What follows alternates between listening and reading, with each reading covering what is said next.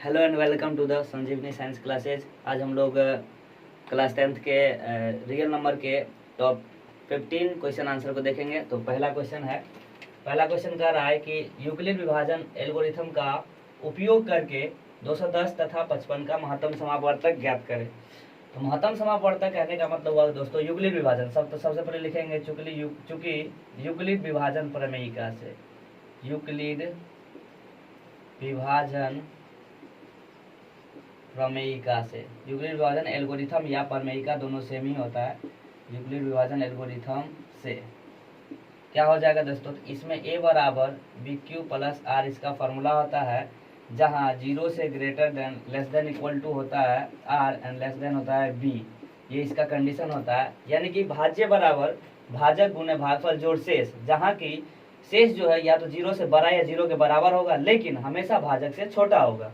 आइए इसमें जो दिया हुआ टर्म है सबसे पहले लिख लेंगे, दिया है सबसे जो बड़ी संख्या दिया रहेगा उसको हमेशा a मानेंगे, यानी कि a बराबर दिया है सबसे बड़ी संख्या 210 और उससे छोटी संख्या b बराबर हो जाए कितना 55। तो a का मान हो गया 210 और b का मान हो गया 55।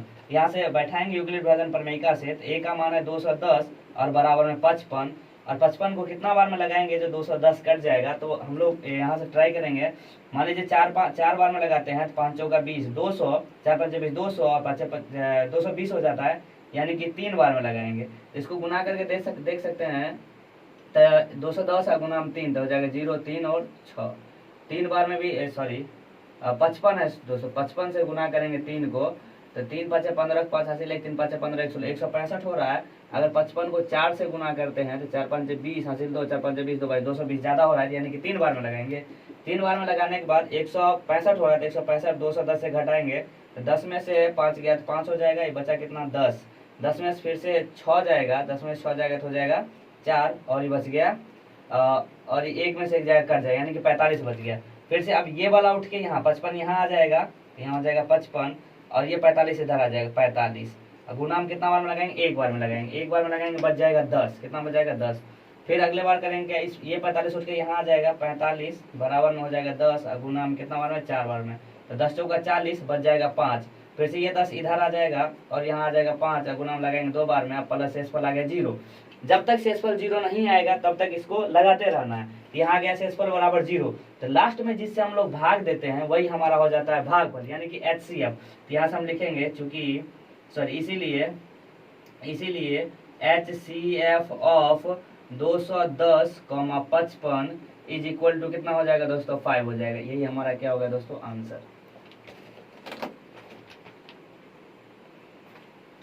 आ जाइए दूसरे सवाल की ओर। तो दूसरा सवाल सेम टू सेम उसी पर है, बस डिजिट चेंज है, तो आराम से करेंगे, बन जाएगा सवाल ये भी। यूक्लिड विभाजन एल्गोरिथम का उपयोग करके 4052 तथा 12576 का महत्तम समावर्तक ज्ञात करना है। तो उसी तरह से फॉर्मूला लिख लेंगे पहले, चूंकि यूक्लिड विभाजन एल्गोरिथम से a बराबर बी क्यू प्लस आर, जहाँ कंडीशन है कि 0 से बड़ा या बराबर होगा r, लेकिन छोटा होगा हमेशा b से, यानी कि भाजक से। a का मान क्या दिया है दोस्तों, a यानी कि बड़ा वाला पद, तो a बराबर कितना हो जाएगा 12576 और b बराबर कितना हो जाएगा 4052। इसको हम लोग बैठाएंगे, तो यहाँ बैठाएंगे 12576 बराबर 4052 और गुना हम कितना टाइम से लगाएंगे दोस्तों, देखिए अगर मान लीजिए 2 टाइम से लगाएंगे तो 8000 समथिंग होगा, 3 बार में लगाएंगे तो 12000 समथिंग हो रहा है, लेकिन 4 बार में 16000 हो रहा है, तो हम लोग 3 बार में लगाएंगे। 3 बार में इसको गुना करेंगे दोस्तों तो हो जाएगा 4052 और गुना में 3, तो 3 दूना 6 3 5 15 3 चौका 12। अगर मान लीजिए 12576 में से 12156 घटाते हैं तो आपको बच जाएगा 420 दोस्तों। इसको घटा कर देख लीजिए 420 ही बचेगा। अब देखिए 4052 आ जाएगा यहाँ पर, क्या पर 4052 आ जाएगा यहाँ, और ये 420 आ जाएगा यहाँ पर। तो अब देखिए दोस्तों लगभग 10 बार में जा रहा है, लेकिन 10 बार में करेंगे तो 4200 हो रहा है, पर 4200 हमको नहीं चाहिए, 4200 से कम चाहिए, यानी कि 9 बार में लगा सकते हैं। तो 9 बार में इसको गुना कर लेंगे, 420 और गुना में 9 हो जाएगा 0, 9 दूना 18 और 9 चौक 36 और 1 3780 हो रहा है। और 4052 में से 3780 घटाएंगे, यानी कि प्लस में हो जाएगा कितना 2 हो जाएगा, और ये 15 में से 8 गया तो ये 7 हो जाएगा, और ये बचा 9 में 7 गया तो 2 हो जाएगा, और ये 3 से 3 कैंसिल आउट हो जाएगा। आगे अब ये 420 आ जाएगा इधर, 420 इधर आ गया और 272 हो गया यहाँ पर आ जाएगा ये वाला। अब देखिए 2 बार में लगाएंगे तो 27 गुना 54 540 के आसपास में जा रहा है, लेकिन हमको 540 नहीं चाहिए, 420 चाहिए, तो हम लोग एक बार में ही लगाएंगे। अब एक बार में लगाने का मतलब इसमें से एक इतना ही घटाएंगे। मान लीजिए 0 में से 2 गया तो बच जाएगा 8, बच गया कितना 11, 11 में से 7 गया तो हो जाएगा 4, और बचा कितना 3, 3 में से 2 गया थे, यानी कि 148 यहाँ पे बचेगा। अब आगे देखिए ये 272 इधर उठ के आ जाएगा, मान लीजिए 272 यहाँ आ गया और ये 148 है, तो 148 यहाँ और गुना में एक ही बार में लगेगा, 2 बार में ज्यादा हो जाएगा, तो एक बार में लगाएंगे, इसमें से घटाएंगे, 12 में से 8 घटेगा तो हो जाएगा 4, ये बचा कितना 6, 6 में से 4 गया तो हो जाएगा 2, और ये हो जाएगा 1 में से गया 124। अब ये 148 यहाँ पर आ जाएगा, अब जबकि 124 यहाँ आ जाएगा, तो इसको गुना करेंगे, एक ही बार में लगाएंगे, अब आ जाइए 148 में से 144 घट जाएगा, तो बच कितना आ जाएगा 24, कितना बचेगा दोस्तों 24।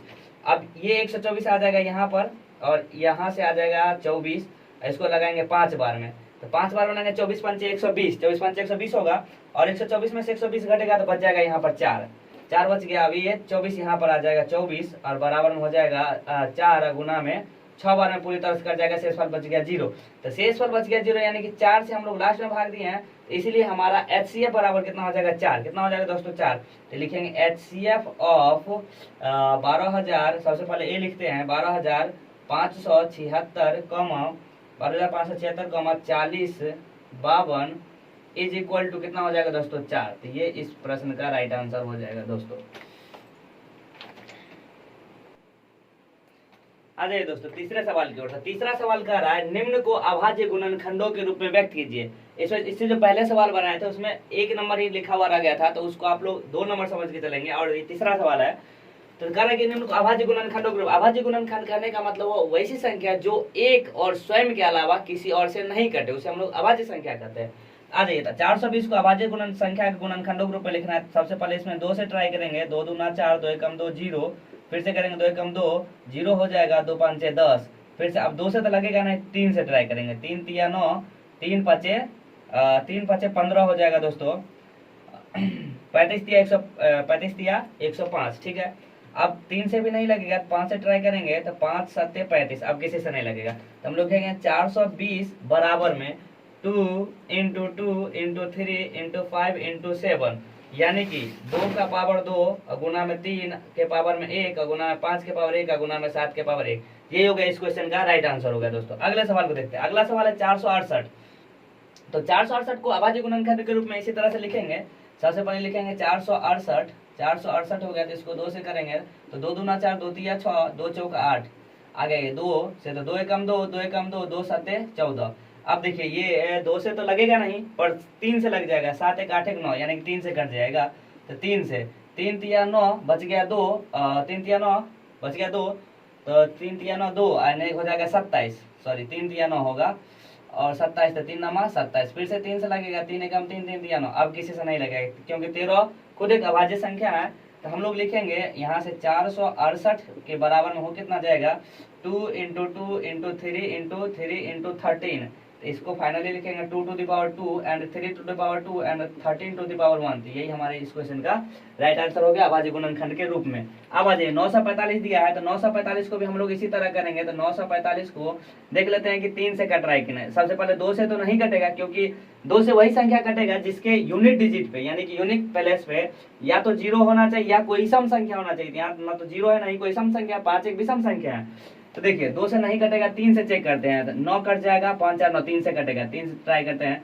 3 तिया 9, 3 एकम 3 3 5 15, ठीक है। अब देखिए 4 5 9, अभी भी 3 से कट रहा है, 3 एकम 3 0 और 3 5 15, अभी भी 3 से कट रहा है, तो 3 तिया 9 3 5 15, ठीक है। अब 3 से नहीं कटेगा ये, तो इकाई आसान में 5 है, तो जिस संख्या के इकाई अंक पर 0 और 5 हो वो संख्या 5 से जरूर ही कटती है, यानी कि ये संख्या 5 से कटेगी, तो 5 से भाग देंगे तो 5 7 35, अब किसी से नहीं कटेगी, तो फाइनली हम लोग लिखेंगे 945 is equal to 3 into 3 into 3 into 5 into 7, घात यानी कि पावर ग्रुप हम लोग लिखेंगे 3 to the power 3, 5 to the power and 7 to the power 1, यही हमारे इस क्वेश्चन का राइट आंसर हो गया दोस्तों। आ जाइए दोस्तों चौथे सवाल की ओर। तो चौथा सवाल कह रहा है कि पूर्णांकों के युग्मों का HCF तथा LCM ज्ञात करें तथा सत्यापित करें कि a गुना